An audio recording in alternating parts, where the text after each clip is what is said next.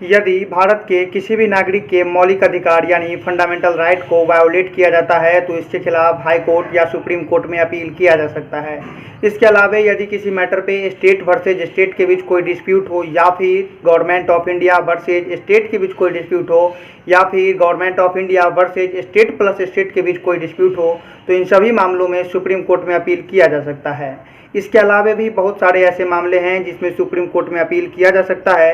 यहाँ पर लगातार एक चीज़ का रिपीटेशन हो रहा है, वो है सुप्रीम कोर्ट।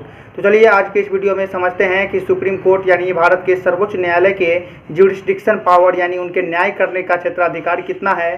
साथ ही जानेंगे इस वीडियो में कि उनकी स्थापना कब की गई थी, इसके क्या उद्देश्य हैं, इसमें नंबर ऑफ जजेस कितने होंगे, इनमें जजेस चेंज करने का अधिकार किसके पास है, इनमें जज होने के लिए क्या योग्यताएं होनी चाहिए। इसके अलावा फिर ये भी बात करेंगे कि इन्हें हटाने के क्या क्या प्रोसेस हैं और साथ ही सुप्रीम कोर्ट के क्या क्या स्पेशल फीचर्स हैं। तो चलिए शुरू करते हैं आज का video. Hi guys, my self Sachin Karn और आप देख रहे हैं legal study by Sachin. Supreme Court के गठन का उल्लेख भारतीय संविधान के आर्टिकल 124 में किया गया है और इसकी स्थापना 25 जनवरी 1950 में किया गया था और यह दिल्ली में स्थित है। सुप्रीम कोर्ट के जजेस एवं इसके चीफ जस्टिस की नियुक्ति राष्ट्रपति करते हैं।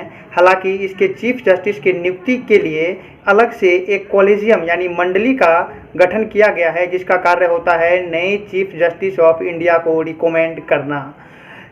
चीफ जस्टिस ऑफ इंडिया का ओथ यानी उनका शपथ राष्ट्रपति के द्वारा दिलाया जाता है, जबकि सुप्रीम कोर्ट के अन्य जजेस का ओथ यानी शपथ चीफ जस्टिस ऑफ इंडिया के द्वारा दिलाया जाता है।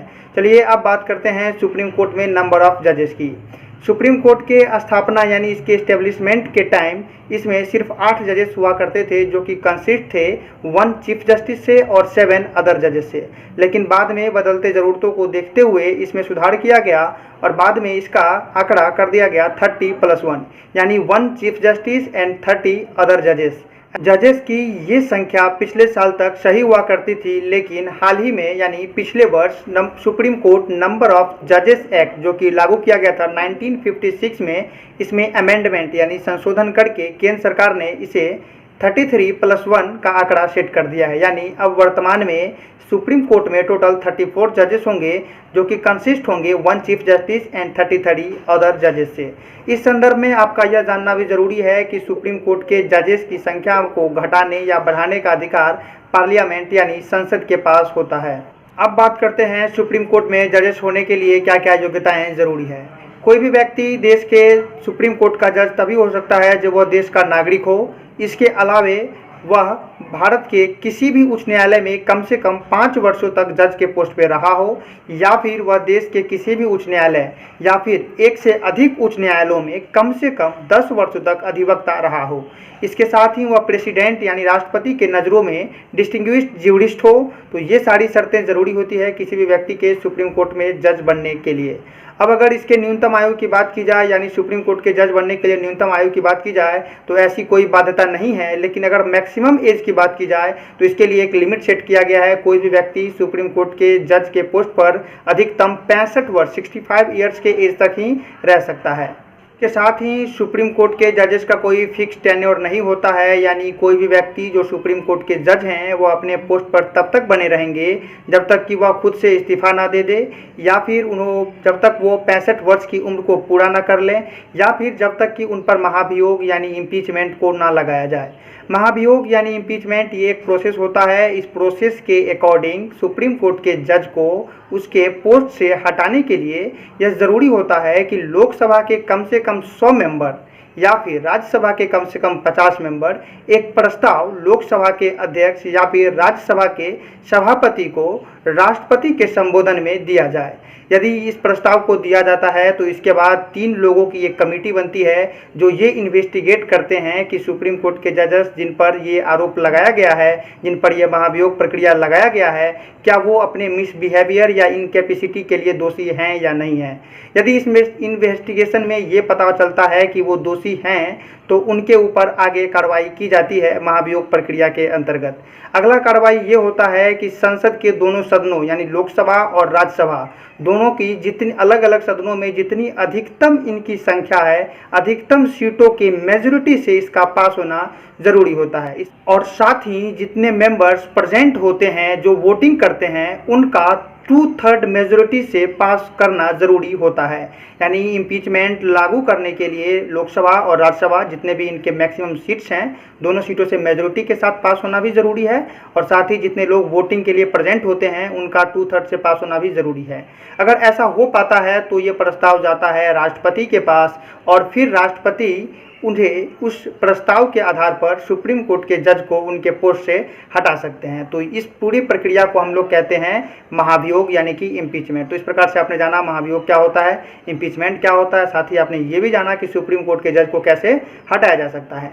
यहाँ पे एक बात जो सबसे इम्पोर्टेंट है कि सुप्रीम कोर्ट के किसी भी जज को उसके पोस्ट से हटाने के लिए उन पर महाभियोग जो लगाया जाता है, इसके ग्राउंड्स फिक्स हैं। सिर्फ 2 ही ग्राउंड्स के आधार पर उन पर महाभियोग लगाया जा सकता है। वो 2 ग्राउंड हैं, मिसबिहेवियर और एक है इनकैपेसिटी।